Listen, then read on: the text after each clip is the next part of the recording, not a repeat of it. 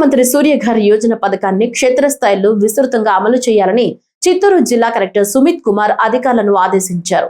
జిల్లా సచివాలయంలో నిర్వహించిన జిల్లా స్థాయి కమిటీ సమావేశంలో ట్రాన్స్కో, నెట్క్యాప్, డిఆర్డీఏ తదితర శాఖల అధికారులతో కలిసి పథకం అమలుపై సమీక్ష నిర్వహించారు.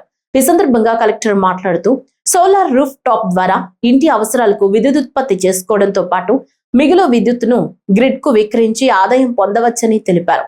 వినియోగదారుల సందేహాలను నివృత్తి చేసేందుకు మండల, గ్రామ స్థాయి కమిటీలు చురుకుగా పనిచేయాలని సూచించారు. అలాగే సోలార్ ఏర్పాటు కోసం ఆసక్తి ఉన్న వారికి రుణ సదుపాయాలు కల్పించేందుకు మహిళా సంఘాలు, బ్యాంకుల ద్వారా సహకారం అందించాలని తెలిపారు. ప్రతి నియోజకవర్గంలో 2000 సోలార్ కనెక్షన్లు మంజూరు చేయాలని అధికారులకు దిశానిర్దేశం చేశారు.